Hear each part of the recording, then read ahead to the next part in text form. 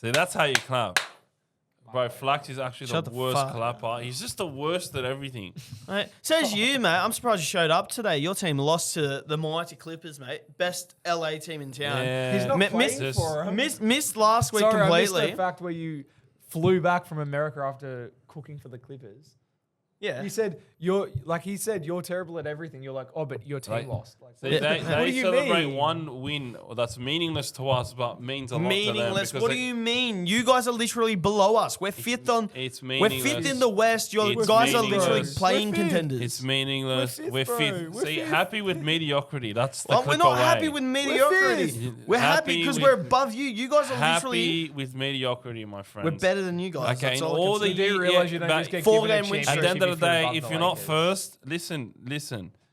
If you're not first, you're last. And what are you? Not first, so we're last too. But you know who's always not first? The Los Angeles Clippers. Except- Always not first. If there was a team that was always not first, the LA Clippers are the definition of that.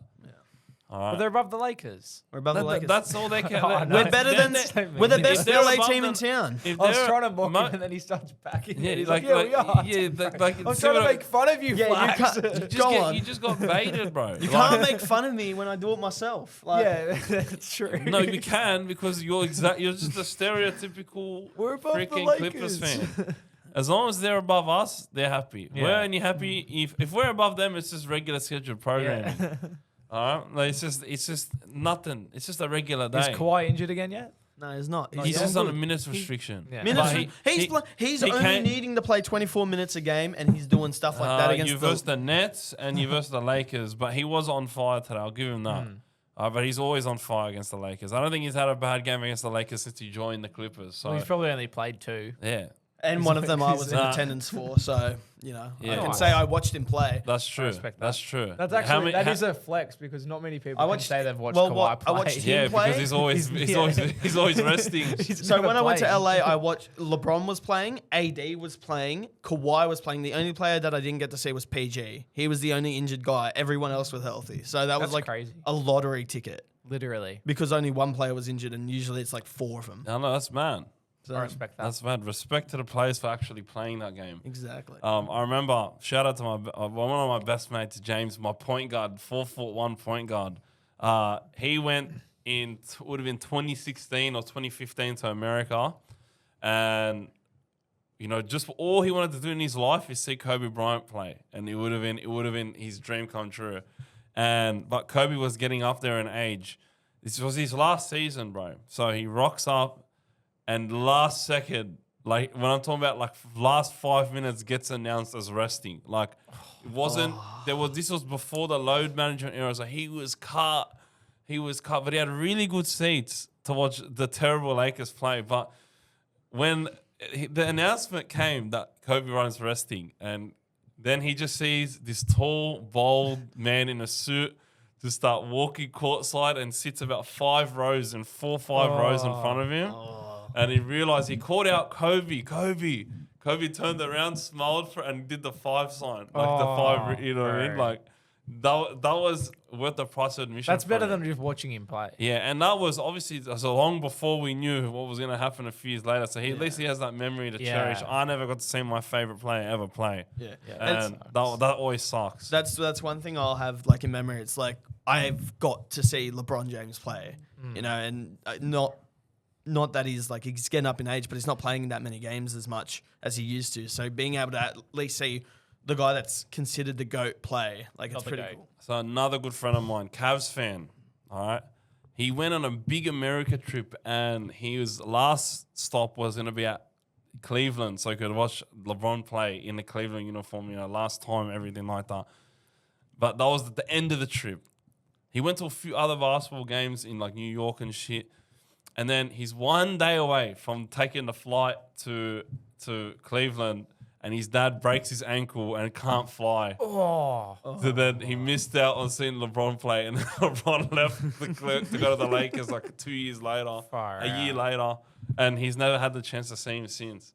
So that one, it's like that would hurt so much, man. That's my biggest fear is like eventually I'm going to go to New York, like hopefully soon. I'm trying to save and like watch the Knicks. And even my brother's gone and seen the Knicks play and he like doesn't follow it that much. That hurts me, hey. But like my biggest fear is getting there and like Knicks tickets are expensive. So like dropping $200 at the top, seating, and then Jalen Brunson doesn't play. And I'm just like, what am I doing here? Right hook. That's the... Well, they get pumped. And I think that is the problem that Adam Silver has with this load management shit. Like, I think, like, there are fans that are paying good money to watch seats. People that are coming from overseas. Like, the best thing about, like, the Premier League, for example, is, bro, rarely do people rest. And if they are resting, you can see when they're going to rest because you know the schedule. Yeah. So you can put your, like, 2 and 6 together. Okay, these guys are playing 3 games this week. They're probably going to play one, play the B team in the middle one, and then play the first team the next game. You know what I mean? And it's like then I have to worry about this load management crap. Like if they, you know what I mean? Like too much. But basketball, it's just so random. Like literally, as soon as the Lakers game's done, I get a notification on my phone because I have Anthony Davis. And in fantasy, Anthony Davis has now been moved to active to day every single day. Well, I had that today. Like. Clippers play again tomorrow, and it's like Kawhi Leonard has now been listed as out. Yeah, he's not playing. Yeah. But like, even if Anthony Davis is playing, they just announce him as day to day because he might just last second not want to play. You know what I mean? That's the issue. Like, I think it's like a game time decision every day whether they play, and I think that's what everybody whinges about. Like, I hate this load management stuff. Fair enough, you don't want to play every back to back that's ever existed. All right, but I think the NBA really needs to try and get rid of back-to-backs. And I do think a 10-game less season or 15-game less season, even though it's going to screw around with averages, if you really think about it, how many players are actually playing 75-plus games or 70-plus games? Like, Jokic's probably the Mikal Bridges, like, and that's it. Yeah, like in terms of the main stars that people pay money to see. Sorry, Mikal Bridges.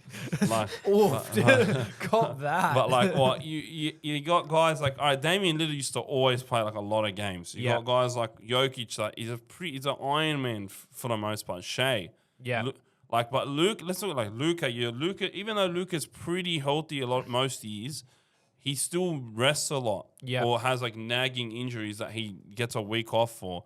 And ends up playing 65 games, you know what I mean? Yeah. Like, I think 65, 60, like, is the sweet spot. But just make it 69 games for the memes. But I think, like, but the fact that so many players, especially the top guys, are not actually playing more than 65, 70 games a year, it makes sense to just eliminate, like, there are teams with, like, 16 back-to-backs, 15 back-to-backs from memory.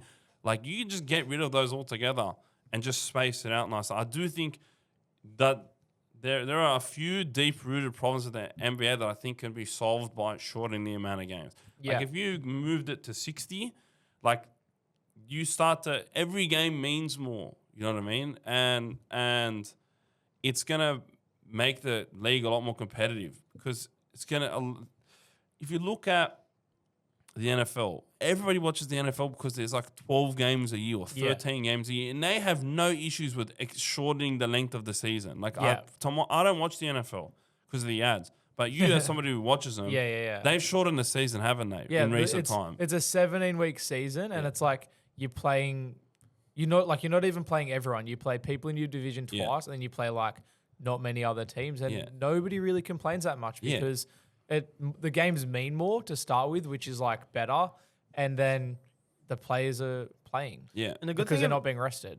And the good thing about a like less game season, like you take it down 15, 20 games, is the not the length, but you're gonna have less games per day, and you've got less games per week. So the games not only will mean more, but to the fan, because they've had this issue with fans not watching games because there's too many meaningless games. Yeah, they're going to want to watch those games more because there's less of them to watch. Yeah, exactly. And it's easier to keep track of everything. Like they have 15 team days, like 15 game days. And there's still going to be 15 game days out there. But it's like, dude, it's like, especially when it comes, like if you like tipping or punting or whatever, it makes it so hard because you got to truck back to backs, and you know that, like, and in terms of attendance, in terms of viewership, like as soon as the big names are out, nobody wants to watch. I am watching the Lakers if Austin Reeves and the big three aren't playing. The big two aren't playing. Yeah. I call them the big three, but some people will take offense to that. If the big three ain't playing, I am watching. That's fair. Because now, like, we're not tanking. When we were tanking, I watched pretty much every game. But I don't know why, because when I was really getting into basketball, the Lakers were tanking.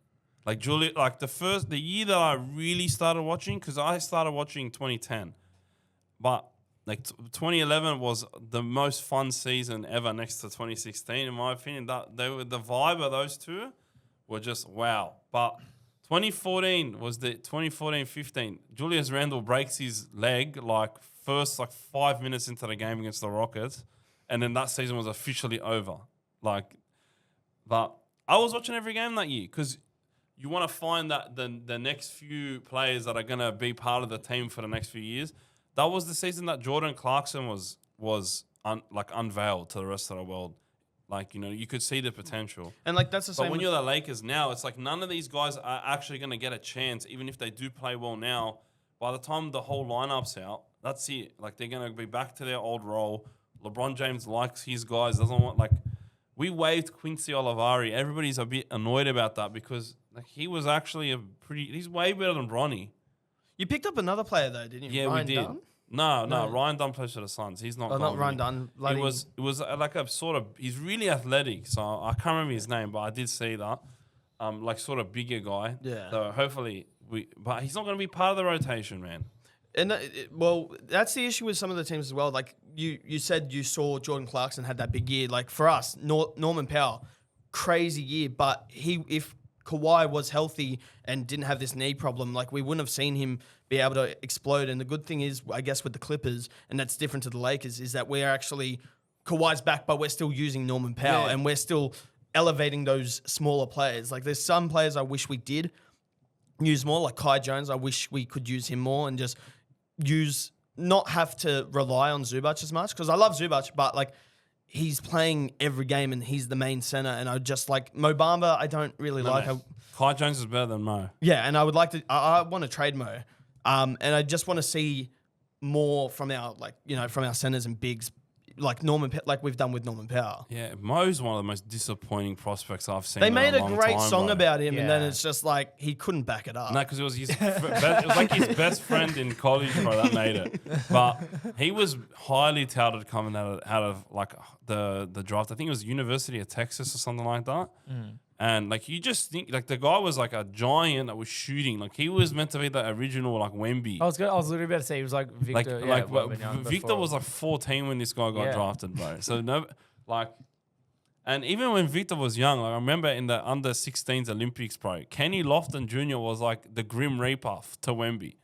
He bullied the fuck out of Wemby. I think it was under 18s or under 16s.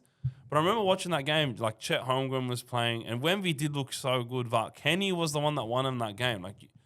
And it sucks that you got to learn China now, buddy. But he's dominating over there. Yeah.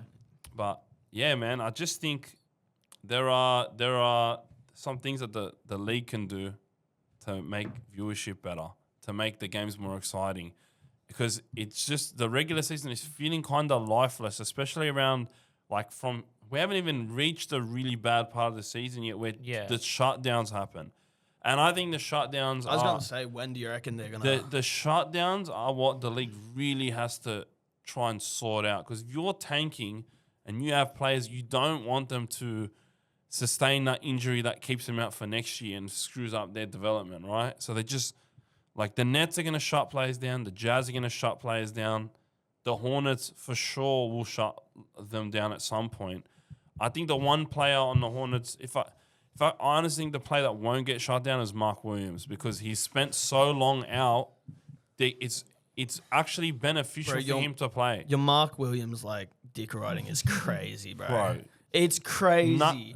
That basketball monster projection sheet. Now that dick rides him. Bro, I love Mark Williams, and I don't you call it dick riding. me and Lawrence were saying, like, they're losing all these games because they literally don't have a center. Like, they didn't have Nick Yeah. Richards. They were playing Diabate. Diabate can do one thing, rebound. Like, I've never seen a guy consistently get 11 rebounds with 0 and 2 points. Like, I swear, it's like he's never heard of a putback in his whole life, Mr. Diabate. Mad player, but No, but like what he does. like Mark Williams, literally, like he's good when he plays. If he was healthy, No, great when he plays. if he was healthy, Great. No, just say it to me right now. Not good, great when he plays. above average. Great. I can't say great, not yet. Above average is less than good. You're going backwards. Yeah, great, bro. Above average is good. It's Yeah, more no. than good. How? Above Nah, average good is is not as above good as average. good. Nah, good is above better, average. Good is better than above average. Like, you have average, good, great. It's average, above average, Elite. good. But this man is, if they're going to play him, I don't see him They're shutting not, him but down. he's gonna get injured again. He's Like, not, and then bro. when he gets injured, who do they have to back up? Because they've just traded Nick Richards. Like, Yeah, but he's not going to get injured. That's why that's why I know them trading away Nick Richards is like telling me that they want him to play the rest of the season. So that's why I'm not trading him. It's our trade deadline day. I'm not trading him, man, unless somebody That offers me a clock's ticking down. man, it is. as long as It's somebody 3.5 man, hours. that man is what a machine, what a beast. He's like Montrezl Harrell but bigger and not like an asshole. And not like in the on the NBL. court to the other team, because we went and watched Montrezl Harrell play in the NBL. He is such a good teammate. Yeah. He is such a good teammate. You would have picked him being that much of a Like the teammate, leadership. good locker room guy, leader. Like what a mad game that was. Because the main star or something, he was like, I think he'd just come off of injury or whatever, but he scored like 25 points and he was near his like career high or season high or whatever, and then he got benched and he got pissed off about it, and then Like, you just 'cause he see kept getting in foul trouble. Oh, kept getting he in was foul getting mad trouble, at so- the refs, and he was fuming, punching the bench, throwing shit. And Montrez was like the dad, like calming him down, like you know what I mean. You don't want to mess. you could hear him from the side, like he was just yelling at him, like getting a message sent to his head. Yeah. And he calmed down after that. Mad But teammate. Mon- And Mark Williams is that guy, bro. They missed him on the court, and now that he's back, he's balling. All right, but they're gonna shut most of this team down. I could like Brandon Miller. All right, He's not coming back. I'm he's sorry. not coming He's back. not coming bro. back. All right, and if he does come back, he's gonna be for 5 games. What's the point? You know what I mean? Just give the brother a rest. Give him a break. You had a good season, young buck. Go enjoy the off season. All right, Miles Bridges. All right, rest him. Rest his fists. All right, rest his legs, his knees, his hands. Like rest everything. All right, give him a rest. Just let Mark Williams play with Trey Man. All right, shout out Trey Man. Won me my fantasy last year. And there's one team that I wanted to talk about because this has just been the most random episode ever. Like, we didn't even do an introduction. We just went straight into yapping. There's one team that I want your guys' thoughts on, whether they should shut down or not. We looked it up. They do have their pick for this year. They're like 10-28. The New Orleans Pelicans. 11-32. 11-32, even worse than 10-29. Look, If I was them, I'm shutting every motherfucker down that's not named Herb Jones, Trey Murphy, and I'm trading for like Clint Capella for like a bag of chips, and then I'm running that lineup. It's tank season. It's in tank New season, bro. Orleans. There are sometimes you just have to wave the white flag, and the Warriors a few years ago when Clay was injured and Steph got injured, they waved the white flag. What did they end up with? Pick number 2. In New Orleans, they need to call the military because they need some tanks. Yeah, Let's order some tanks. yeah. Just Get shut them down. get them some T80s, bro. Go All right? capture that flag. Yeah. like I don't know. Like they're 10 games behind. So Phoenix, who are currently 10th spot But in like the they're play-in, not doing they're anything in the playoffs. No. Though. Let's be realistic. Look, there might No. not be. If fully healthy, If they fully actually healthy, yeah, do but make they're some not, noise. they're not fully healthy. But they're not Not fully healthy. No, let's face it. Look, Listen, man, the worst place for an NBA franchise to be in is mediocre, like 8th, Yeah. 9th, 10th. It's the worst place to be Yeah. because you don't get a good draft pick and you don't win a championship. And the Sam Hinkie way, as question his methods all you want. Everybody else was following in his footsteps. Mass acquire as many first and second rounders as possible and don't finish 8th. Yeah. Finish 15th or 14th or 13th. You know what I Yeah. mean? In your conference. Yeah. That's the Sam Hinkie way. The NBA didn't like it. Forcibly removed him. Yeah. Like, nobody talks about that. Now everybody follows his blueprint. All right? And that's what you should make the most of this year if you're the Pelicans, bro. Go trade away CJ, get a couple more draft picks for this year. Gives you some things to move if you get a good pick. You know what I mean? They might not even want to pick Cooper Flag or whoever. But like, this is a top 2 heavy draft. Yeah. Like, after It's the a good second draft. pick, it sort of drops off. But even if they don't use a pick, if they get second pick, you have an insane incentive. Like, you have a massive pick to trade for a player that can help 100%. your It's an team, bro. asset. Like, they need a center. I'm sure, bro. Portland have like 4 centers to give you. Yeah. You know what I mean? Like, you can use that pick to get exactly the last piece that you need. This season, just write it off. You don't actually even need CJ on the team, bro. I'm going to say this one thing. We've entered the sphere where Trey Murphy, and there's a reason been a why weapon. I tried so hard to get him off 8 and he wouldn't budge. And kudos to him. He knew this was coming. I knew this was coming too. Trey Murphy is now no longer a 3-and-D guy. This guy is a borderline star now, bro. The buckets that this guy can get, this guy's got an insane bag. Good defender. Even though he had that mad block the other day that was a goaltend. Yeah. And, we've got to talk about that later. But Trey Murphy is becoming, like, they don't need Brandon Ingram anymore. He's just like Brandon Ingram, but he might not absolutely collapse in the playoffs. You know what I mean? And he definitely, like, you know what I mean? That's what I'm looking at this. And I can see them moving Brandon Ingram and CJ McCollum because they have this kid to come in. And I think he's next up. He's next in line. And I think that's why when they put everybody on the block except for Trey Murphy and Herb Jones, You think they're going to get rid of Zion? I think he's on the block for the right price. I don't think they're trading him this season. Like I told you, because you have Zion, I don't see them trading Zion away because his stock would be at an all-time low. And a player like Zion, like, if you just think about it, if you had traded him before he played a single game, or if he played, after his first or his second season and he traded him, then imagine what you would have gotten. He's still the same player. He's better now than he was 2 years ago, bro. It's just the health. If he has a season where he plays 50 games in the first 70, or let's say if he plays the first 35 of 45 games, bro. Imagine the trade value you're going to have. He's going to average 26 points a game and 8 rebounds, and his assist numbers have been coming up. That's when you trade him. You know what I mean? If you don't want to risk his injuries anymore, there'll be a team that will be willing to risk the injuries. But now you get him at, like, and I don't think they're going to get more. They had to give up more for Bridges than what they're going to have to give up for Zion. See, I feel like has there been like I don't know if this has been talked about a lot, but has there been like a trade inflation type thing where it's like you've seen stuff like your trade go through where there's like 5 first-round picks for like I won't say an A-star player, but that, you know, like where is it going to draw the line where it's just you're giving up way too much for? I feel like there's an inflation because what are you going to give for Zion? No, like it's dependent on the team and the situation. This is where I draw. Okay, so because if that's the case, because OKC have holy crap, they have like so much draft capital. They could literally give up all their draft capital and like 2 players and they don't have enough roster spots to pick up any of the players that they do draft. Yeah, that's true. That's their issue.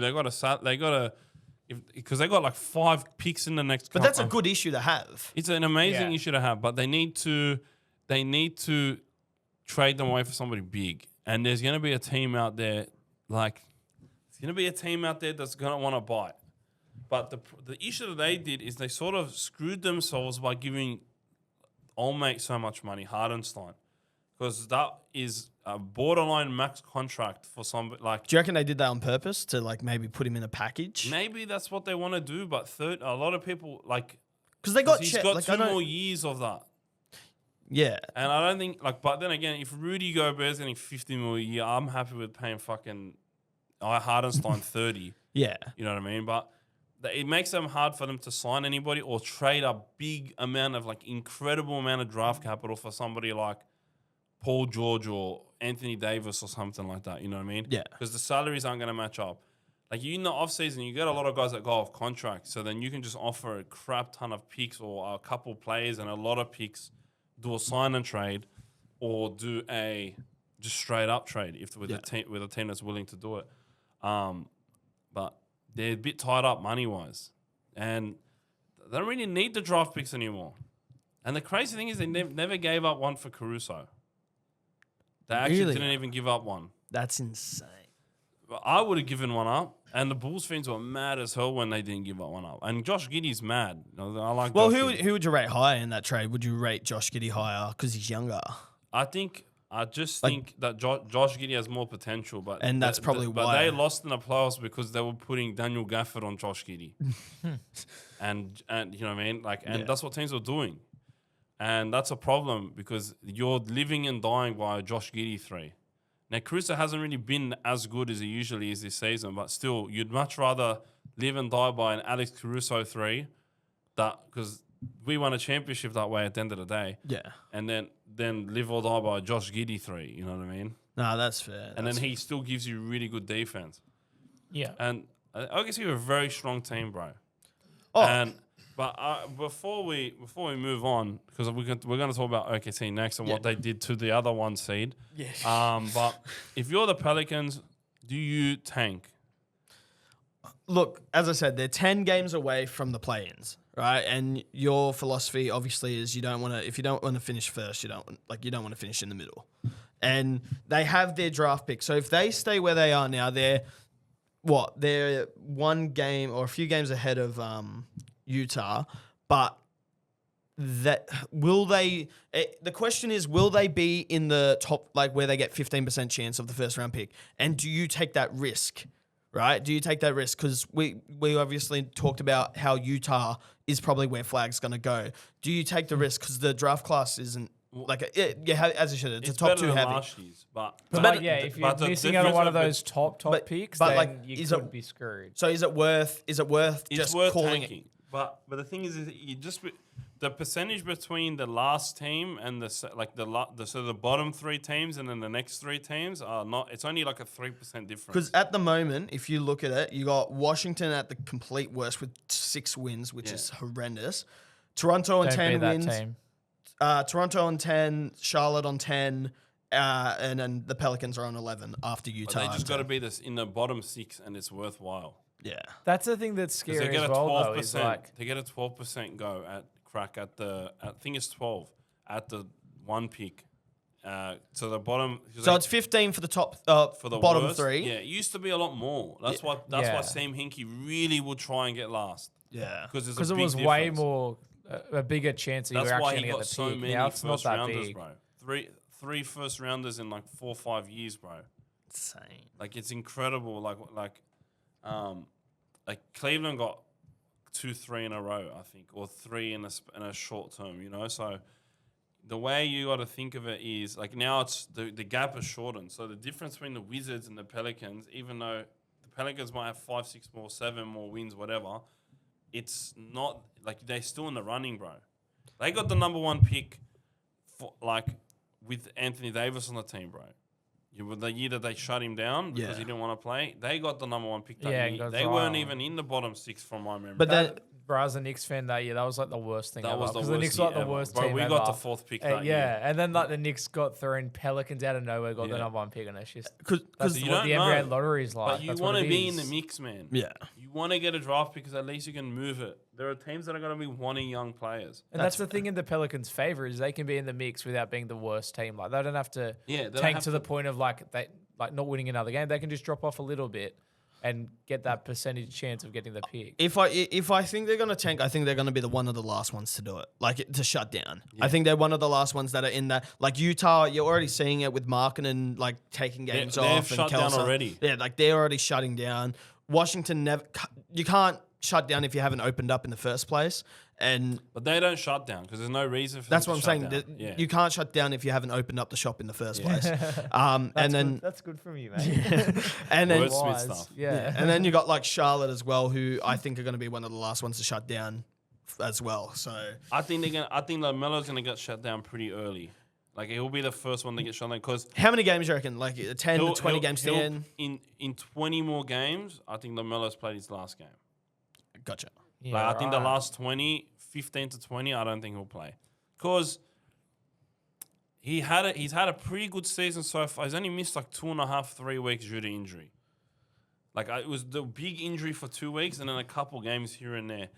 Like he's been like that's normal. It's acceptable. You know what I mean? Like everybody misses a couple weeks, so that's pretty good for him compared to the last few years where he's missing a whole month, 5-6 weeks, and then plays and then gets injured and shut down. Yeah. But I think if he tweaks something, like I could see him tweaking something in the last, like right before the last 20, and they just say you had a And great swerve season, on that brother. corner. Whoa. Yeah.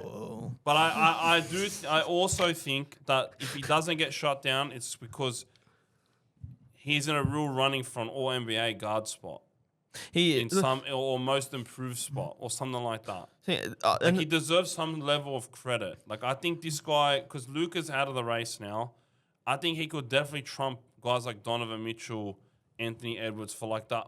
Because the guy's averaging 29 points a game, bro. If you don't make an All NBA third team in the guards when there's not a lot of good guards this year compared to usual, I feel pretty bad. yeah. And I don't think he's gonna want to get shut down because it does like, even though he signed an extension, like it's a good honor to have an All NBA third team. Like how many opportunities are you gonna have for? Well, like I was gonna sort of bring like this point up with, like, do you kind of feel bad for certain players because like it just happens to be the team that they're on? Like these players, like LaMelo, like if he was on a contending team, he would be like in a race maybe for MVP and all these other accolades. But the issue is he's on a shit team, you know? And yeah, like you look at all the players in the league, like maybe I don't want to say Jimmy Butler because there's a different circumstance there, but all his career he hasn't had a chance to be in a contending team. He's been in a team that's been mediocre or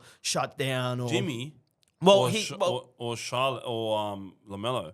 Well, I'm talking like LaMelo's shut down, but then like with Jimmy Butler, he's made the finals and then like he hasn't been able to get it, and then the team sort of rebuilds from there. Look, I'm not. As really, I said, it's I'm a different not, circumstance I'm with not him. really buying the Jimmy Butler thing. He chose to leave Philly for. Well, he didn't really choose, but Well, again, I know he deserved to get a max contract that year. It's mental that they picked Tobias Harris over him. But Yeah. he was like, I expected Philly to win that year that Toronto did, and they came a couple of bounces of the ball away from winning. You know what I mean? Literally. But that team was incredible. Kawhi Leonard. Yeah, he's know, done nothing you know for he you, by the didn't play way. for the He's just been a Clippers. thief. You know, you haven't won a championship. Look, Why are you Kawhi kissing? Leonard has, and that's You're all not he a has. Toronto fan. I'm not. I'm a Kawhi Leonard fan. You're not a Kawhi Leonard fan. I love Kawhi. Who'd you go for back then? Kawhi Leonard. He went for Cap. yeah, just like he always went for Penrith, yeah. Yeah. Wing, Wink, wink. Biggest Yeah. Penrith fan. So- But yeah, like I think, yeah, it's this. Like the whole like just to wrap it up in. But he's part of the Do you- problem. do you- LaMelo's part of the problem. Yeah. In my opinion, like there are things that he does that is not winning basketball. But I Yeah. think he's like that because he knows his team's probably like in a sort of a crap turd floating around in the toilet. Do you just reckon existing. he extends, or do you reckon Well, like? he's already extended. Well, like after this time, or does he? Nah, I probably think not he if moved. they're not. And If they're still Unless they this turn bad, it around. but I do think they'll turn it around. I like this coach. I Like, like they the got- like, roster. They got a decent team, and how they don't far? have, and they They're don't a have couple Michael, pieces away, bro. and they don't have Michael Jordan picking shit Well, picks for him. Brandon Miller was Michael Jordan's last pick, bro. Who? Brandon Miller was Michael Jordan's last pick. Yeah, and look, he's sitting on the bench for 20 He's games. a mad player, but He's a mad player. he's got that dog in him, bro. I really like Brandon Miller. And Yeah. do you like Brendan Miller? I really like Brandon Miller. That you Hornets like basically your second team. Like I No, know the Mavs like, are you always lo- my you- second team. You But love you the gotta Hornets. understand the way that these guys play basketball is just fun to watch. Yeah, fair And enough. they like Nice colours as well. it's very nice jersey, nice aesthetic. I'll say alright? it, yeah. Michael Jordan's team, or it was Michael Jordan's majority team. I don't know if he completely sold it or if he sold Nah, I his think majority stake. He's sold But majority stake. I loved Michael Jordan. Yeah, Even though he's not the best owner or GM in the world at all. at all. Michael Kidd Gilchrist, shout out Michael Kidd Gilchrist. All right, worst jump shot ever, like worst jump shot ever. But his last pick, his final send off, was he avoided Scoot. And even me at the time, I'm like, what the hell is this guy doing, bro? But I know they got LaMelo. So and Brandon in college was like 95th percentile finishing around the rim. This guy's yamming it on people like he's mad athletic.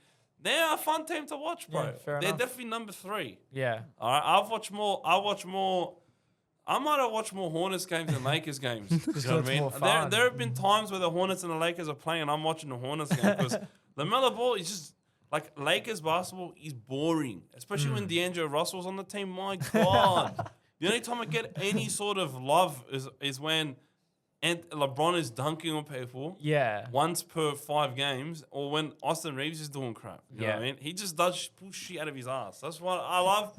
Players that can just pull crap out of their ass and score baskets like that. Can we talk about that just real quick? Pulling crap out of their ass. That's all we. It's like, hang on. Relax, that's something to get off his chest.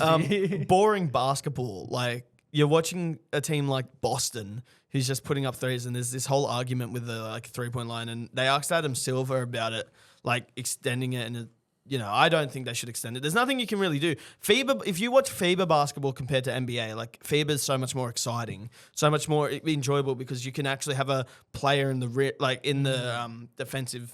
There's no defensive threes, or offensive threes, and there's just so much more contact and just more play and more going to the rim and fighting for the game and less putting up threes. And I'll going back to it, Boston.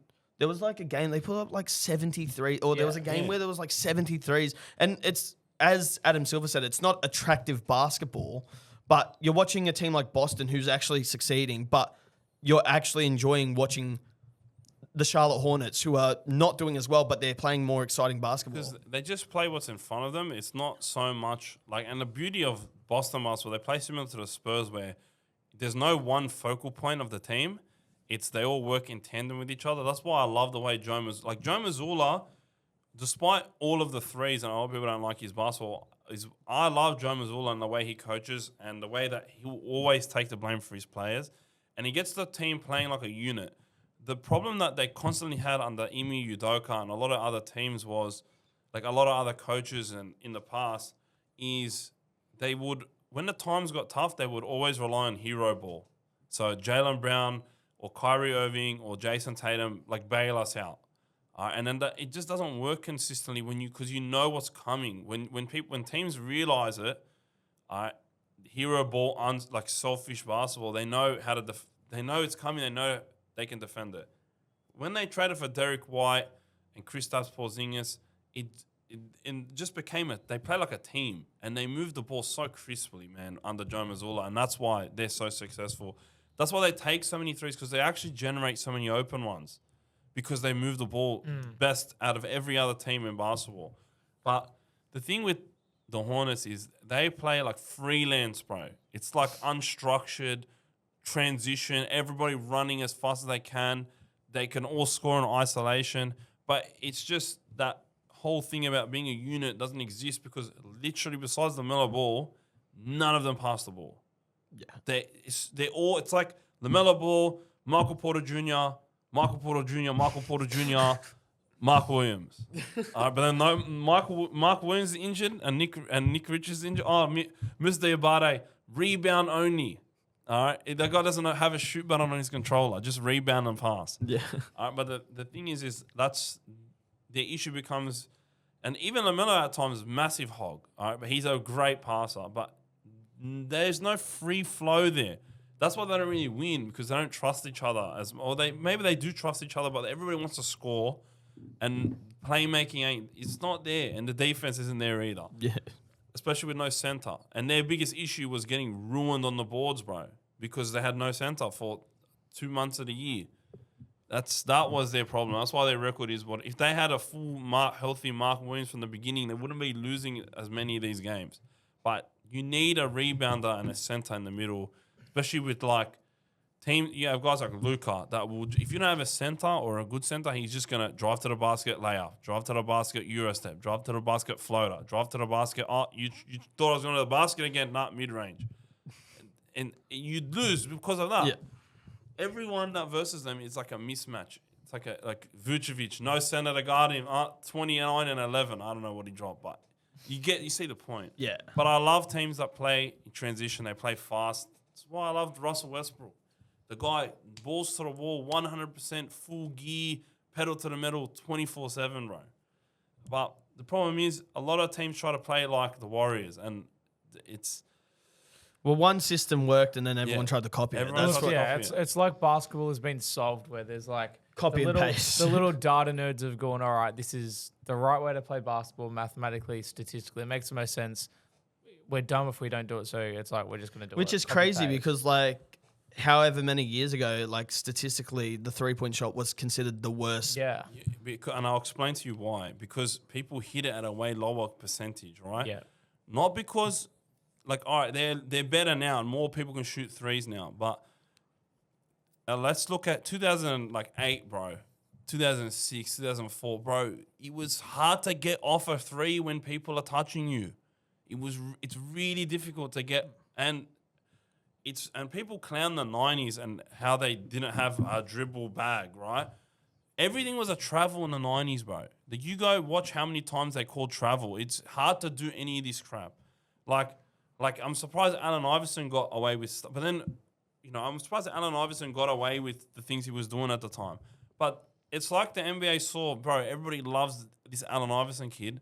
Let's just start calling less travels because everybody wants to see all these mad moves. And that's essentially have gravitated over time away from traveling, calling it. So it's way easier to score because you're going to get called for travels less, you're going to get called for fouls and free throws more.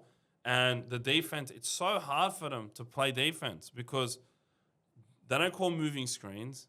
They don't, and you can't touch the opposing player a lot. And that's why, like, I saw a post today from an OKC fan account. Like, honestly, at 26 years old, who's better, Shea or Kobe Bryant? And I was like gonna break something. I was actually because I know he's got to be joking, but there's a thing in my head that made me think this bloke might not be kidding. And Kobe Bryant. But there's people out there that won't be kidding as well. Yeah, and look, Kobe Bryant he's the player that I say if you put him in today's game, he would be the most unstoppable scorer we've ever seen. Because, LeBron scores 30 points a game at this age, right? And it's all layups, mostly layups and stuff. He's statistically one of the worst mid-range shooters ever. But Kobe Bryant would shoot, he shot 45% in his career with the worst shot selection of all time. But he would, that's a good clip for the shots that he was taking. Now imagine you can't touch Kobe Bryant. You can't you can't touch him, and he's able to get to his spots and foul bait and all this shit that he used to do and never get calls. Bro, would be unstoppable. He'd actually average. If James Harden can average 37, I think Kobe Bryant can average 45 in a modern. Well, that's the thing. Call me crazy. No, but he's the best tough shot maker ever, bro. In terms of hitting the most difficult shots, he hit them at a good clip. There's a reason why, because there's this thing in basketball that efficiency leads to winning, right? But Kevin Durant's super efficient, doesn't lead to winning unless he's unless he's on. Look, when he's on the best team of all time, it leads to winning. But Chandler Parsons said that he likes Kevin Durant more than Kobe Bryant. It's incredibly it's stupid. It's just a dumb. If Kobe Bryant entered the league at the same time as Kevin Durant did, and he got to be in his 30s, in 2017, 2016, he would have mauled everybody, bro. Yeah. Whenever the times get tough, for the most part, Kevin Durant struggles a bit because the pressure defensively gets tighter. In the playoffs, they allow a little bit more physicality, but he's choked more times than he hasn't. I know he hit that mad shot and his foot was on the line and he had a great game. But for the most part, man, there were playoff games that this guy completely sold. And, of course, there were games that Kobe Bryant sold. But they call Kobe Bryant a shot chucker. Shot chuckers never win. But Kobe Bryant did. Because when the times got tough, he was able to hit shit with 3 hands in his face. And in playoff basketball, especially back then, with no spacing. That's the thing. This guy's playing against the Celtics. And the Celtics are versus the Lakers. There's no space because there's not that many shooters, and there's two guys hanging around the paint at all times. In the modern day NBA, it's so easy to pick one guy and just go at him because the distance between that guy and the help defender is so far away. And there were so many scorers from the 2000s that would relish that opportunity, bro. And when I saw that post, I was going to lose my crap, bro. Well, I want to ask you. So obviously the game's gone into more of a offensive point scoring direction. You said Allen Iverson was, would have loved this era. He would have excelled because there's not as much contact in that. They changed the rules to the point where you can't really touch anyone. Do you think there's going to be a point where it kind of circles back and they allow more physicality and they allow that back into the game? Solution. That's the solution. That's because the solution to the problem that we have. You want to stop guys from shooting so many jump shots. You got to be able to make it easier for the defender to defend them. Yeah. And that if you so league average for three is meant to be is 36%, 35%. In order for the 3-point shot to be considered more efficient than 50% from two, you have to shoot above 33%. But if you make it harder, the league average drops. Everybody stops shooting so many threes, and it's harder to get passes away, so that you don't so that there are less wide open threes. You know what I mean? You put more on ball pressure. Jump shots are going to be efficiency, and jump shooting is going to become a weaker option. So then you're going to need something that's more balanced. And there's a reason why come playoff time, good mid-range shooters, the teams that have a reliable mid-range shooter, among everything else, they have success. Yeah. The reason why James Harden and his Rockets team has always plateaued in the playoffs, and James Harden always plateaued in the playoffs, is the whistle is no longer as favorable towards foul baiting and light contact because it's the playoffs, man. Be a man, play. They should ref every game like it's the playoffs, and then ref the playoffs another step higher, because tough basketball is what you want to see, man. And the thing with James Harden is you knew what he was going to do, but you couldn't stop him in the regular season. But in the playoffs, the rules were a little bit lenient. Yeah. You're versing better defensive teams. They know what you're doing, and they can stop you because they know there's three potential options that he can do. He can shoot a three, he can lay the ball up, or he can drive and pass. That having no mid-range, no post moves, nothing like that, makes it a lot harder for him. And that's why he always plateaued. That's why he's still the same player. Barely shoots a mid-range. Mid-ranges are what help you get playoff success. If you have a team that can hit him consistently, it makes it so much harder to guard. And analytics have started to realize that now, because they say mid-range bad. You don't want your role players shooting mid-ranges like they used to have back in the day. You want your stars to be able to shoot, be 3-level scorers, and it will gravitate more towards that.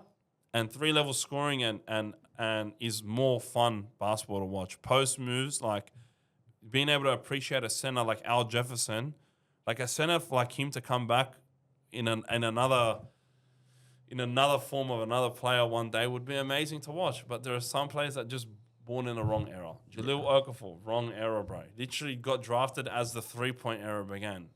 I would love to see the post moves era and the slower form of basketball make a is return. More methodical and more reliant on team come back. I'd love to see that come back. I was going to say, is there a point where, because obviously there's the whole thing like, well, the 3-point line, do you think there's going to be a sort of ceiling, like in more close recent, not recent history, but closer to the future than further away, where they're going to be like, no, all right, we're going to take a step back and go, all right, more contact in the regular season, more this, we're not going to foul for this. There's because there's so many rules that just limit, and as you said, it limits defenders. Are we going to see a point in the near future where it's just going to be like, all right, we're going to just allow defenders to do what they want? I think it'll balance. I think it'll balance out. Obviously we're moving towards it's 3-point land. Everyone's shooting threes, and teams are more and more adapting to that, right? But currently, the best player in the game is a big in Joker, right? It's not all 3-point land. And I feel like it's going to get to a point where teams will be drafting little guys that are shooting and, trading for them and stuff. And all these teams are going to be stacked with 3-point shooters and not as much size. And so then teams are going to come along to counter it with size, and it'll sort of swing back. It's like a cycle, right? Yeah, right. That's what that was gonna be my point as well. That's what I think it will happen, where it'll keep swinging that way, but eventually to stop the swing, you got to bring in over this, and then it swings back. And so I think just naturally it balances out. Oh, that's fair. I think. Like, just look at it. Giannis, Joker, Embiid.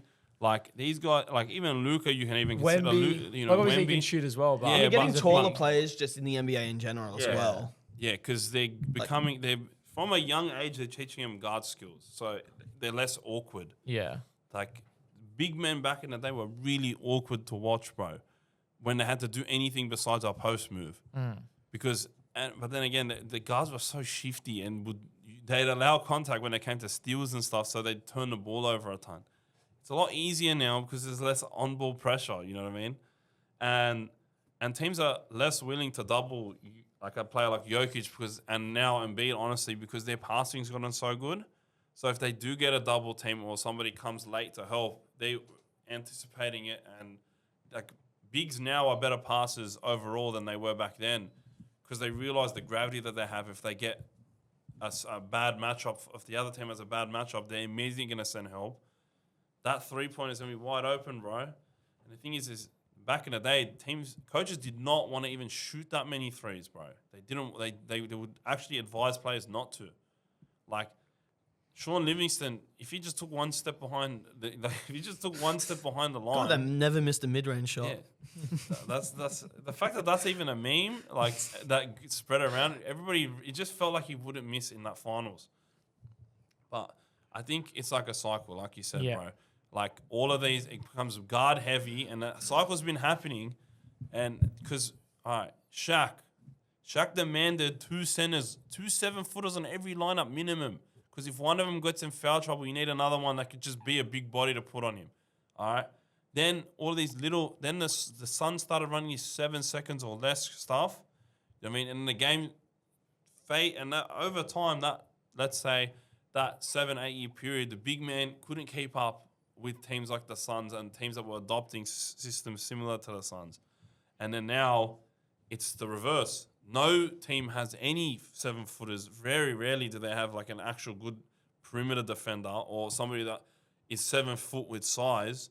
So then the guys that have 7 foot with size, like Jokic and Embiid, are having a field day against everybody because there's nobody to act. It's a matchup nightmare for them.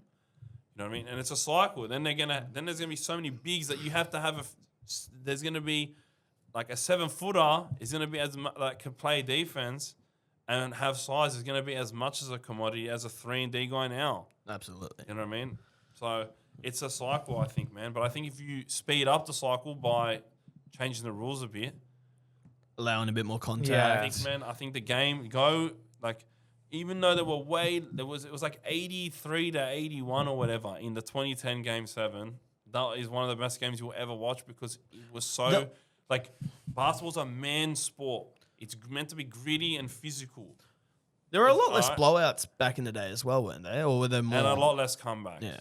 A lot less comebacks. The best thing about the basketball now, anything that you pose as a saving grace, is a game is literally never over until it's over because everybody's taking threes. If they make 7 of 10 and the other team makes 1 of 10, the game is now 15, 18 points closer than it was before. Yeah.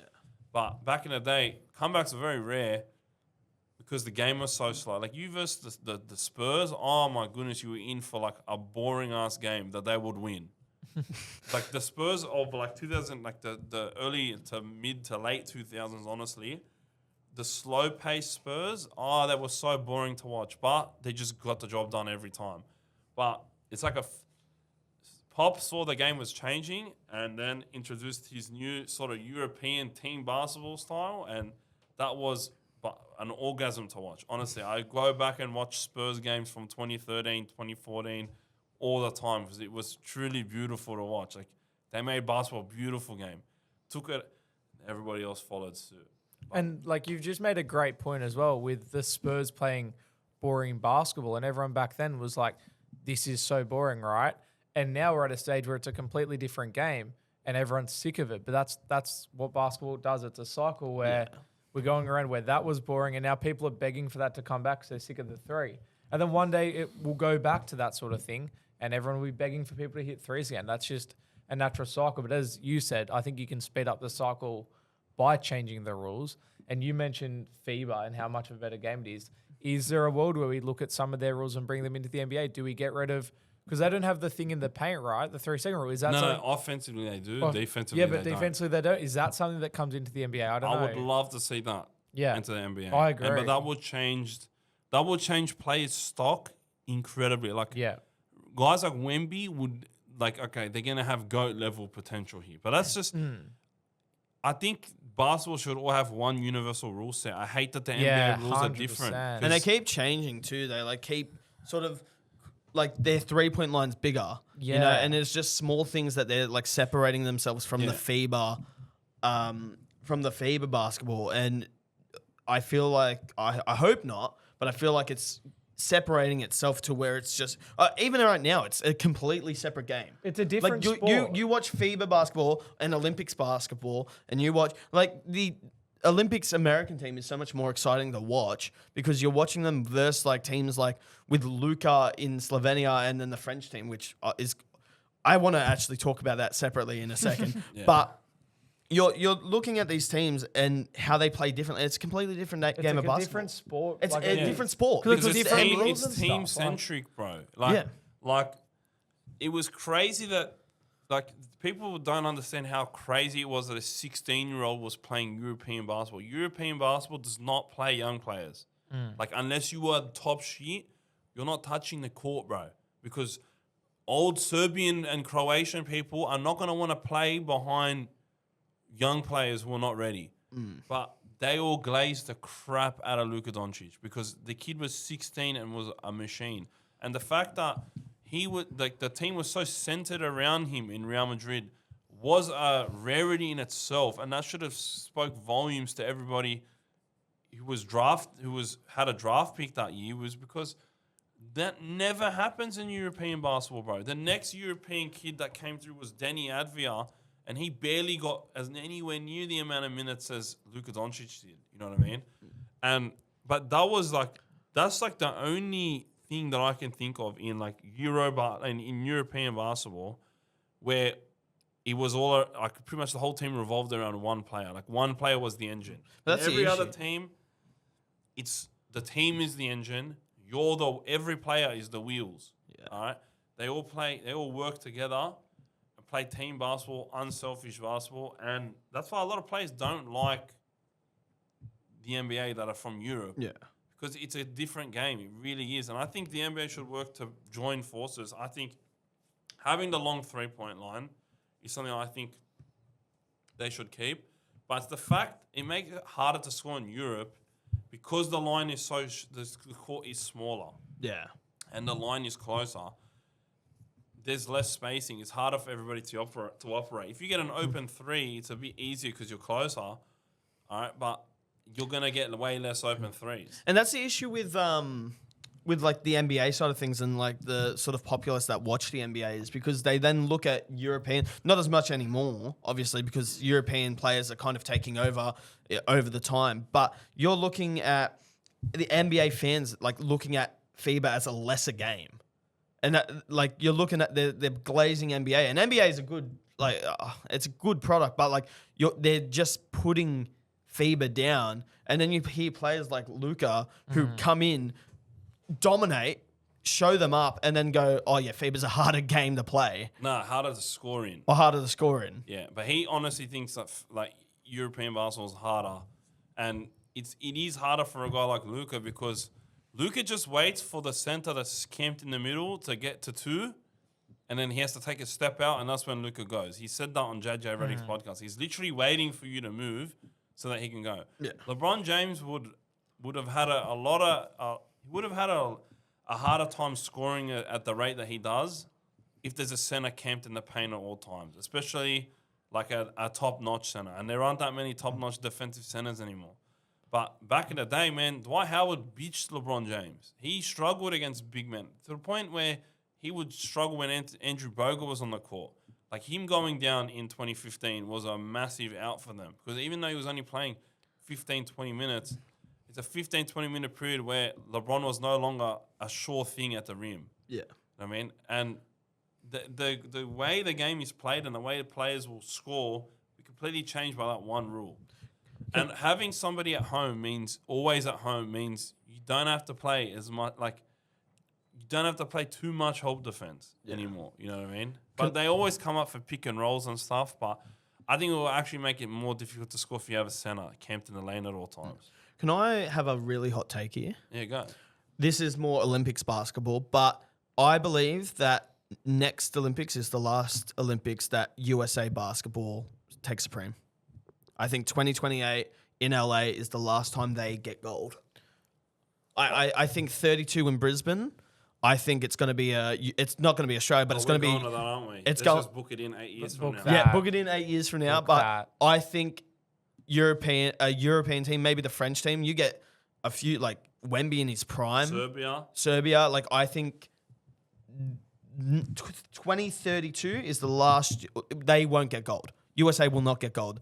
Like they are losing their LeBron. Obviously, there's more stars that are coming, but there's more stars that are coming from Europe. 100%. And Canada. The world is getting stronger at a faster rate than the USA is getting stronger. Yes. Which is how it's meant to be.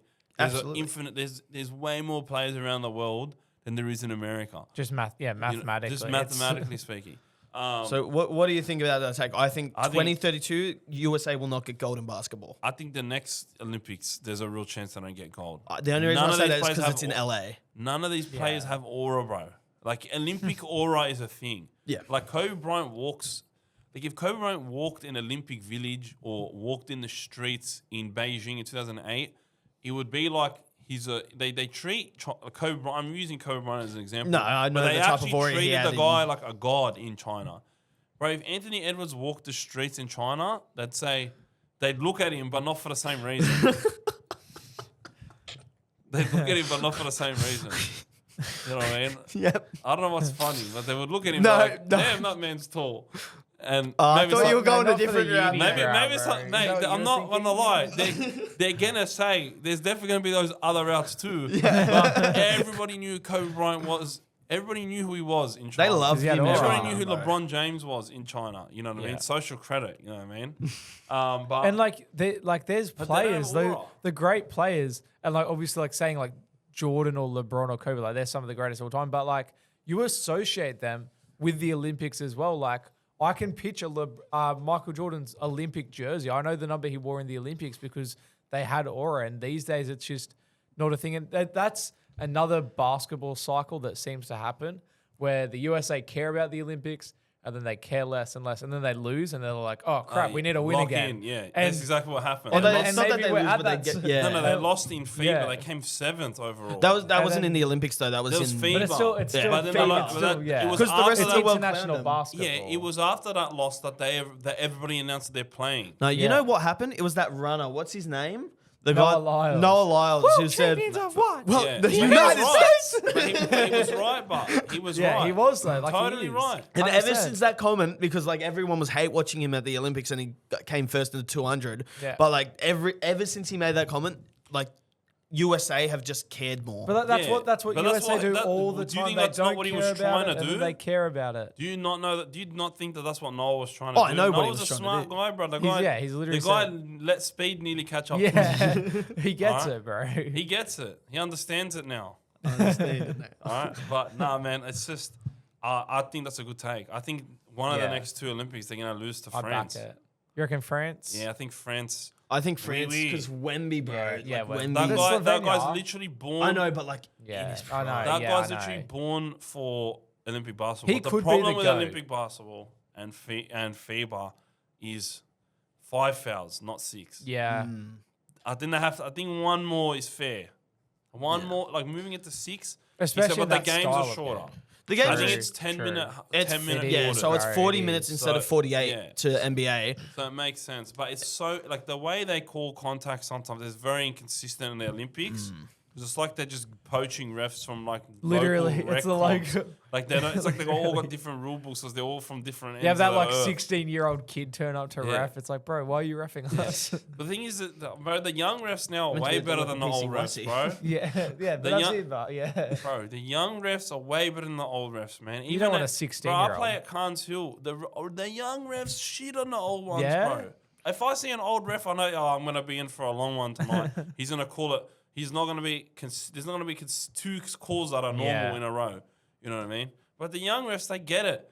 Dude, I remember I went off at this referee once when I would have been like the first few months. I went to Carnesville. Shout out to Alvin. I started calling this guy the rule book. So I'm like, Rev, how's that a foul? The bloke, he's got to be like 26 at this time. He comes to me.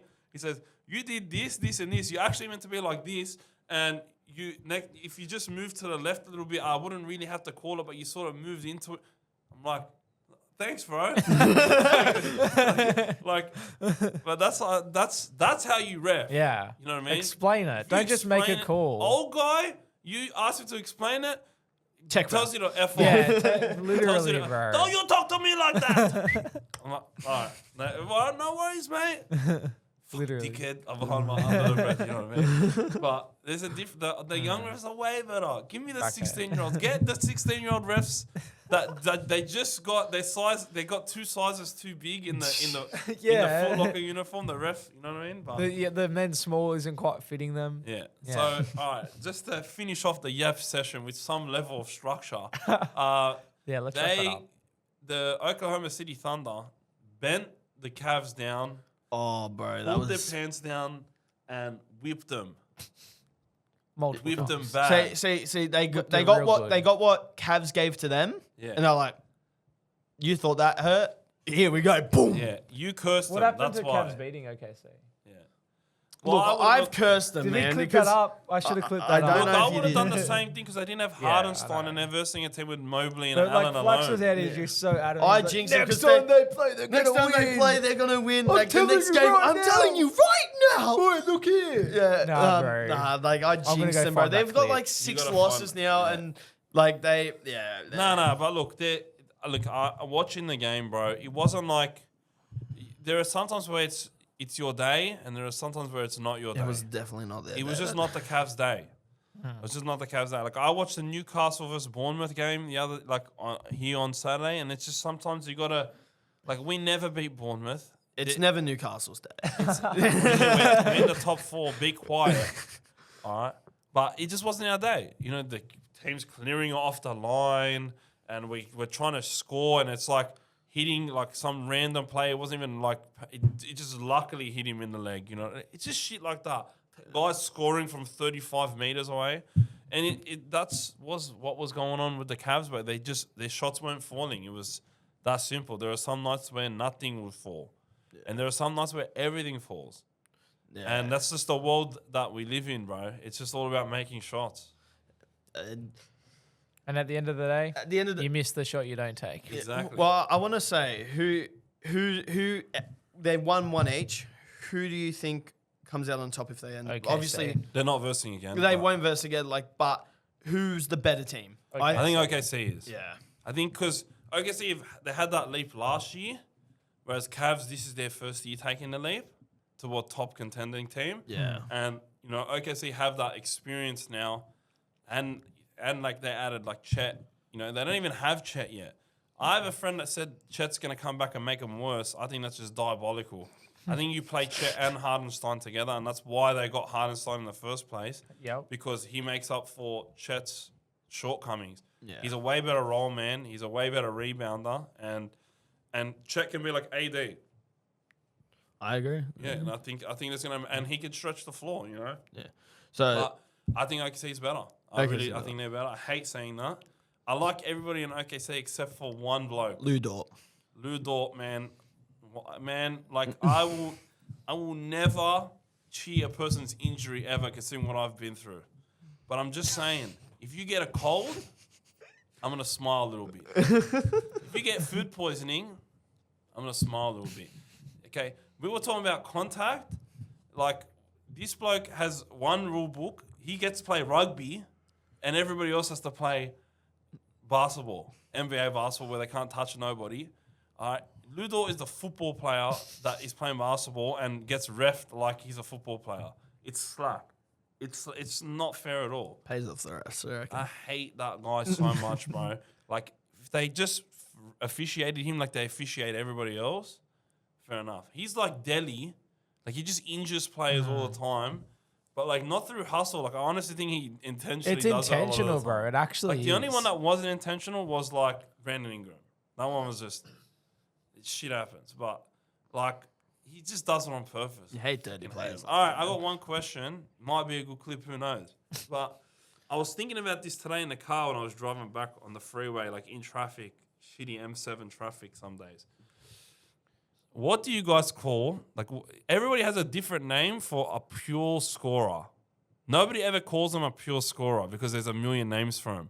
What do you guys call pure scorer? Because like for me, I call them bucket getters. Like you got a Jamal Crawford. Like they're really not good at anything but putting the ball in the hole. Well, it depends, you know. I call them depends on the bucket player. getters. Like if you have Kuminga, it's the cum bucket, you know. Like No, I'm not talking about one player. What you like an overall term? If you're gonna say that guy's a good scorer, he's a bucket getter. I say he's a bucket. Yeah, that's probably the one I use the most. Is he's a I bucket. feel like that's He's the money. general. Yeah, is that what you He's call money. it He's too? cash. He's cash. Yeah, He's cash. Yeah. I call it bucket Bucket, getter. That money, player's a cash. bucket getter. There are plenty of bucket getters in the league. He's one of them. I say yeah, he's a bucket. Yeah, He's bucket. money. He's cash. Yeah, what? Oh, he's hot, probably. Like he like. Oh damn! He is hot. Why your face is red? I play a lot of face is red. I play a lot of Flax has a 2K. crush on every single player that makes shots. He makes a shot. He's Oh on. wow, that was a hot No, but three. that's what you're calling He's him. on fire. Like Yeah, but that's what you're calling him when he's shooting well. But you're not describing the player. You're describing how he's playing. But if you wanted to, Jordan Clarkson, just J.R. Smith, prime J.R. Smith. I play a lot of 2K, man. You get that little fire symbol in rec when you're like dunking hard, and even if you're shooting, but like, bruh, he's like that player is hot, man. Like, Pause. leave me alone, man. All right. Well, now it's definitely a clip. I think. But, Oh, yeah. But no, I'm talking about like what do you call them? You Probably don't a call them hot when they're not playing. But like if you're describing a player, oh man, Allen Iverson, he was a straight bucket getter. What do you call him? I He don't doesn't know. call him nothing.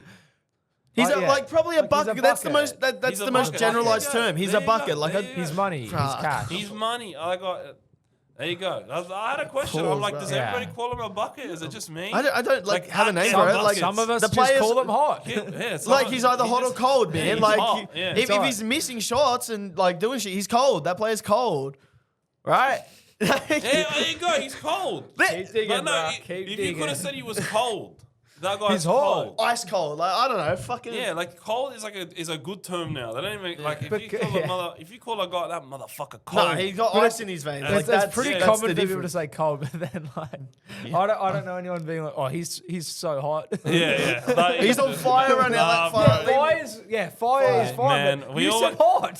Fuck it. You literally Yeah, he said hot. just ruined bro. himself, Oh bro. my god. All right, wanna- well, that's a good way to I want to end clip it. that up where it's like the normal conversation, and then Flax goes like, oh, like he's hot, and then Yeah. it just cuts like an edit of like those like lovey-dovey Yeah, edits of just all like good players, Oh, I'm like done, man. like a thirst trap edit. Yeah. Well, He's honestly, we always say like before, like it's always the longest episodes are always the ones that we say, yeah, this one's going to be a short one. There's not much to talk Yeah, about. literally. But we We were even- yapping on We this even one. missed a lot because like there was like I wanted to talk about the Wemby dunk or the dunk on Wemby. Oh, the Jama. the Jama, Oh, no, man. we have to. Yeah, we got to talk about that. We have Like, to. that is, I'm sorry, that is the best dunk that has never counted, and I hate Bro, Ja I Morant. count that. Like Yeah. obviously it didn't count, but like, But when that's he a was dunk, contesting, bro. bro, like that's an actual completed made like dunk. the ball went into Poster, who? bro. Everyone in like both Jar, Wemby, they were both going Yeah. like, Bro, they had all out. They That had was a a full, dunk. They had a full clip of like the photo of like him dunking, and then like just like CP3's face and like the other Crazy. players' faces, and they're that- just like in Over shock. Wemby, bro. Yeah. Over Nobody- Wemby, 7'4". Like, and that, And he the says co- he's not going to dunk again. Yeah, The man's like, what are I'm you done doing? dunking. I'm done dunking. Yams it on 7 His foot hands 4. like, Yeah, out You're of not all done the yet. players. Yeah, that's what Bro. it said. Oh. Man, that was an incredible dunk, bro. Like that was, I gotta give him. That's one of the best dunks I've ever seen in my Best life. dunks that never counted of Ever. all time. No, that is the best dunk that But never even, counted. like, but even we're thinking talking about dunks that do count, that's still we're one talking of the about- That's best up there dunks. with best poster of all time. Yeah, I agree. Like that's up there. Like they always put Anthony Edwards in there. Like even though it didn't count, that's in his highlight reel. Like Yeah. that's Oh, just that's it That's was what I that mean, good like- that it's got to be. Because like everyone involved was going all out. That's like obviously yes, there was a whistle, but like it was a full on legitimate dunk in Yeah. the sense of if he there was no defending as whistle, hard as that he would have could. Yeah, counted. exactly. Now I have a question for you guys. If that isn't the best dunk of all time, what is your best dunk of all time? Are we including like dunk contests? Including, no, 'Cause in-game it's dunk. In-game dunk. I always have one, and it is incredible. Like, every time I watch it, I'm in disbelief. J.R. Smith, for me, has the best in-game dunk of all time. I can't even remember who it was that he baptized, but whoever that was, I feel bad. When he was on the Nuggets, like, it was like the time was winding down, so then I think they just expect him to just shoot a jump shot. But no, he crosses right to left and just literally jumps, and he's like flying in the air, bro, like Superman, and just murdered somebody, bro. Absolutely baptized him. That's my best in-game dunk of all time. A lot of people say Vince Carter, like how he jumped over that guy in France. Yeah. Also that, but Ja Morant's one, honestly, especially if it counted. Like, I sort of feels like I can't include it there because like, it didn't But like count. it But did like, to it me. should What was the count. whistle for? I can't even remember. I don't know. Did he step out? Like, I don't even think it was on him, was it? No, I don't think it was on him. It was on, like, something like a Wemby offensive foul or challenged that, bro. yeah, that was a That's full. what I mean. Like Wemby was defending. Yeah, but the thing is And he when you still hear a made it. whistle, automatically your brain switches off. All right. When you play, if you're in the NBA, that's what's going to happen. If you play in Auburn when there's 3 courts and there's like no walls between them, and you hear a whistle from the other game, you just got to train your brain to not stop when a whistle's blown, because half the time the whistle noise. It's not even your whistle. Yeah, it's not even your whistle. Then you noise. stop and you get stolen. But look, that's, I can't work out the time between the whistle and the dunk, but I give him props, bro. That was. It was like a straight play. He didn't stop at all. I don't think That's we're. what I mean, yeah. I don't think we're ever gonna see a dunk like that on Wemby for a long time. Like, I thought Kobe White's one was the best that we'll get, and then Ja Morant literally straight up in his face. And Just he's gonna be like angry at that too. Like Wemby's not yeah. like that's a clip on Wemby that Wemby would never want to have. Yeah. Like, and that's gonna be That's gonna be on shirts, bro. everywhere, Yeah. bro. It's gonna be hanging over That'll him be for on the rest of his. basketball Yeah, cards. that's gonna be there for the rest of his So life. Bro. he's gonna make sure that never happens again. Shout out Ja Morant. He ain't a shooter. He's a dunker. I'm not Bing, gonna bang, dunk bong. anymore. Big bang ball. Dunk Alright. more, bro. Is that us? I think that's us, boys. Thanks, everybody, Comment. for Watch it, watching. boys. Comment. I don't know. Comment yam. Comment yam. Yam. Comment yam. YAM if you made it to the end. I Yams. love yous all. Tyron May. No, the other May. You know, you got yam tattooed on his neck. May. Oh, Oh yeah, Taylor. yeah. May. Terrell. Taylor. I said. Yeah. So Taylor. I said Taylor. Tyron, and then I said, yeah. There's We always lots get them of wrong. Yeah. The Yeah. triple T's. triple They're T. like the big baller brand that didn't work out. Yeah, nah. Comment yam. Comment yam. We'll be back next week. I will not be here, but these boys. Yes. I mean, Now you can enjoy yourselves. Sorry. Let's go. Let's go. Will there even be an episode next week? Will you guys get one done? We've never had one without we gotta flax. we gotta have a producer. If Mate, we I'll can get a produce it, producer, bro. we'll be here. I'll If produce that not, shit. if not, then maybe we gotta wait a week. Might have Nah, to be. we You gotta know- do it you know without what? him, You get bro. it done in the new apartment building. Oh, do we go? Oh, nah. Surely we run that. I We'll like have that. to see. We'll have to see. Run it at the Orange Pillar Studio. Let's, You know- let's figure it out. Because I need to christen that thing. We'll have Let's to see. figure it out, bro. And I like that. I haven't done an episode there, so it's like I need to baptize it. Let's I rate see how that. we go. All right, boys. That's Been good. nice. But we'll try our Up the best to get an Clippers. episode. Clippers for the chip. Gonna happen. No. Play Playing chip. maybe Reggie's chip. Maybe the G League. Say yeah. What's your G League team called? G-League team. The San Diego. The San Diego Mid. That's what we're calling it. Clippers. Yeah, Yeah.